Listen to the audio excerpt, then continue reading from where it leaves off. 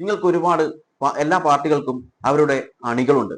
ഈ അണികളെ വെറും സമരത്തിനും പ്രൊട്ടസ്റ്റിനും അല്ലെങ്കിൽ റാലിക്കൊക്കെ വേണ്ടി മാത്രം ഉപയോഗിക്കാതെ കേരളത്തിൽ വോട്ട് ചോരി നടക്കില്ല എന്ന് പറയുമ്പോഴും വോട്ട് ചോരിയുടെ പല സാധ്യതകളാണ് കേരളത്തിൽ നിന്നും ഇപ്പോൾ കണ്ടെത്തിക്കൊണ്ടിരിക്കുന്നത്. SIR കാരണം BJPക്ക് തന്നെ പണി കിട്ടിയോ എന്ന് നമുക്ക് സംശയിക്കേണ്ടിയിരിക്കുന്നു. BJPക്ക് അധിക വോട്ട് കിട്ടുന്ന പല ബൂത്തുകളിലും ഇപ്പോൾ ആളുകളെ കാണുന്നില്ല. SIR ഫോമൊക്കെ ഉണ്ട്, പക്ഷെ BLOമാർക്ക് ആളുകളെ ട്രേസ് ചെയ്യാൻ പറ്റുന്നില്ല. ആളുകൾ ആരാണെന്നോ എന്താണെന്നോ എവിടെയാണെന്നോ ആർക്കും അറിയില്ല. അത് 1, 2 അല്ലെങ്കിൽ 10, 100 പേരായിരുന്നാലും ശരി, കുഴപ്പമില്ലായിരുന്നു. പക്ഷേ ഒരു ബൂത്തിൽ തന്നെ 305ഓളം ആളുകൾ ഒരു ബൂത്തിൽ കാണുന്നില്ല. BLOമാർക്ക് ട്രേസ് ചെയ്യാൻ പറ്റിയിട്ടില്ല. ഇത് മരണപ്പെട്ടതോ അല്ലെങ്കിൽ ആളുകൾ ഷിഫ്റ്റായി പോയതൊന്നുമല്ല, അത് വേറെ കണക്കുണ്ട്. അതല്ലാതെ BLOമാർക്ക് ട്രേസ് ചെയ്യാൻ പറ്റാത്ത, ആരാണെന്ന് പോലും കണ്ടെത്താൻ പറ്റാത്ത 305 ആളുകൾ ഒരു സ്ഥലത്ത് ഒരു ബൂത്തിൽ മാത്രമുണ്ട്. കേട്ടു നോക്കാം.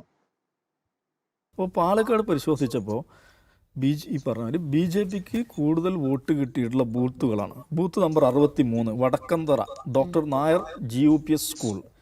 അവിടെ ഒരു ബൂത്തിൻ്റെ കഥയാണ് പറയുന്നത്. അവിടെ ആകെ ഒഴിവായത് 470 വോട്ടർമാർ ആ ബൂത്തിൽ നിന്ന് ഒഴിവായിട്ടുണ്ട്. ഇത് അപൂർവമാണ് കേട്ടോ. കേരളത്തിൽ മറ്റൊരു ഇങ്ങനെ കാണില്ല. ഇവനെ ഈ മണ്ഡലങ്ങൾ മാറ്റി നിർത്തി 470 വോട്ടർമാർ ഒഴിവായതിൽ 305 പേർ അൺട്രേസബിളാണ്.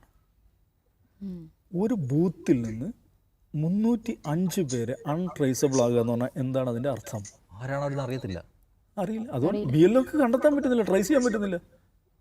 അതുകൊണ്ട് 305 പേർ. വടക്കന്തറ ബൂത്ത് 62, അവിടെ മൊത്തം ഒഴിവായത് 449. മൊത്തം എന്ന് പറഞ്ഞാൽ ഈ പറഞ്ഞ ഒരു ഡെത്ത്, ഷിഫ്റ്റഡ്, EF എല്ലാം കൂടി. അതിൽ അൺട്രേസബിൾ കാറ്റഗറിയിൽ 246 പേർ. നോക്കൂ, 449 പേർ ഒഴിവാകുന്നു, അതിൽ 249. ഒരു booth Vadakkanthara booth 62. Booth number 36, അവിടെ 401 വോട്ടർമാരാണ് ഒഴിവായത്. അതിനകത്ത് 288 പേർ അൺട്രേസബിൾ. മൂത്താന്തറ ബൂത്ത് നമ്പർ 57, 250 പേരാണ് ഒഴിവായത്. അതിൽ 148 അൺട്രേസബിൾ. വടക്കന്തറ ബൂത്ത് നമ്പർ 43, അവിടെ നിന്ന് ഒഴിവായത് 425 പേർ. അൺട്രേസബിൾ 321 പേർ. ഈ പറഞ്ഞ ബൂത്തുകളെല്ലാം BJPക്ക് വലിയ അപ്പർ ഹാൻഡുള്ള, വലിയ തോതിൽ BJP വോട്ട് വാങ്ങിയിട്ടുള്ള ഒരു 50-65% ആളുകൾ അൺട്രേസബിൾ ആണെന്നുള്ളത്. കേട്ടല്ലേ? ഇത്രപാട് ആളുകളെ കുറച്ച് ഏതാനും ചില ബൂത്തുകളിൽ മാത്രം അന്വേഷിച്ചപ്പോൾ കണ്ടെത്തിയിട്ടുള്ളതാണ്. ഇവരെ ഒന്നും കാണാൻ പറ്റിയിട്ടില്ല എന്നുള്ളൊരു കാര്യം. ഇത് ഏതാനും ചില ബൂത്തുകളിൽ മാത്രമാണ്, പാലക്കാടിലെ ഏതാനും ചില ബൂത്തുകൾ മാത്രം. എന്നാൽ ഇത് കേരളം മുഴുവനായിട്ട് നോക്കിയാൽ എത്ര ഉണ്ടാകും ഇതുപോലെ കാണാതെ ആയിട്ടുള്ള ആളുകൾ? മരണപ്പെട്ട കണക്കൊന്നും ഇതിലില്ല. ഇതിൽ BLOമാർക്ക് ഫോം കിട്ടി ആ ഫോമിൽ പറയുന്ന വ്യക്തികളെ കാണാൻ പറ്റുന്നില്ല, ട്രേസ് ഔട്ട് ചെയ്യാൻ പറ്റുന്നില്ല. ഇവരെവിടെ പോയി? ഇവർ മാനുപോയോ? ഇവരെവിടെ നിന്ന് വന്നു? ഇപ്പോൾ എവിടെ പോയി? ഇതിനൊക്കെയുള്ള ചോദ്യത്തിന് ഉത്തരം കൊടുക്കേണ്ടത് ഇലക്ഷൻ കമ്മീഷനാണ്. ഇവിടെ ഈ വ്യക്തി പറയുന്നത് പോലെ BJPക്ക് ഒരു അപ്പർ ഹാൻഡ് ഉണ്ട്, അവിടെ BJPക്ക് ഒരുപാട് വോട്ടുകൾ അധികം കിട്ടുന്നുണ്ട് എന്ന് വിചാരിച്ച് ആ ഒരു കാരണം മാത്രം വെച്ചിട്ട് ഇത് ചെയ്യുന്നത് BJP ആണെന്ന് പറയാൻ പറ്റുമോ? ഒരിക്കലും സാധിക്കില്ല, ഒരിക്കലും പറയാൻ പറ്റില്ല. അങ്ങനെ ഒരു നിഗമനത്തിൽ എത്താൻ സാധിക്കില്ല ഒരിക്കലും. പക്ഷേ നമ്മൾ തൃശ്ശൂരേക്ക് പോകണം. തൃശ്ശൂർ ഇലക്ഷൻ കഴിഞ്ഞപ്പോൾ, ഇപ്പോഴല്ല, നമ്മളെ സുരേഷ് ഗോപി ജയിച്ച സമയത്ത്, അതിനുശേഷം അവിടെ വോട്ട് ചോരി ആരോപിച്ചിട്ടുണ്ടായിരുന്നു. അവിടെ ഒരു ഫ്ലാറ്റിൽ ഒരു വ്യക്തി മാത്രം താമസിക്കുന്നിടത്ത് ഏകദേശം 8ഓളം ആളുകളെയാണ് അവിടെ ഇൻക്ലൂഡ് ചെയ്തിട്ടുള്ളത്.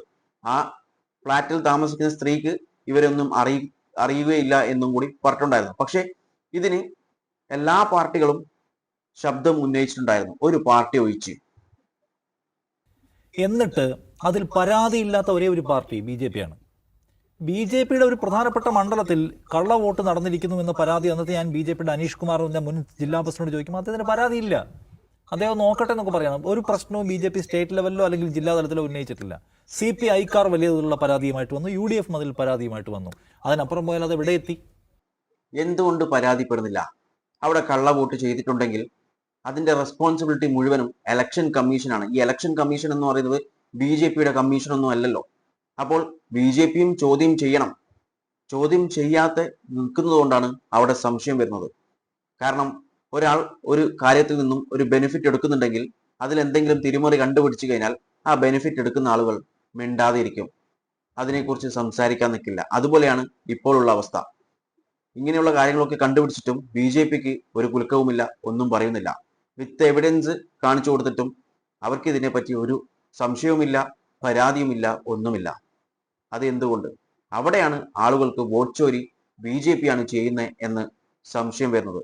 അതിൽ ജനങ്ങളെ കുറ്റപ്പെടുത്തിയിട്ട് കാര്യമില്ല. എനിക്ക് പേഴ്സണലി പറയാനുള്ളത്, അത് പാർട്ടിയല്ല, അത് BJP ആവട്ടെ, കോൺഗ്രസ് ആവട്ടെ, കമ്മ്യൂണിസ്റ്റ് ആവട്ടെ, മുസ്ലിം ലീഗ് ആവട്ടെ, ആരുമാവട്ടെ, ഇനി വരുന്ന ഇലക്ഷനുകളിൽ, ഇനി വരുന്ന ഇലക്ടറൽ റോളുകളിൽ നിങ്ങൾക്ക് ഒരുപാട് എല്ലാ പാർട്ടികൾക്കും അവരുടെ അണികളുണ്ട്. ഈ അണികളെ വെറും സമരത്തിനും പ്രൊട്ടസ്റ്റിനും അല്ലെങ്കിൽ റാലിക്കൊക്കെ വേണ്ടി മാത്രം ഉപയോഗിക്കാതെ ഈ ഇലക്ടറൽ റോൾസ് ഒക്കെ വരുമ്പോൾ ഇതിലുള്ള ആളുകളെ ഇലക്ഷന് മുൻപ് തന്നെ കണ്ടെത്തുക.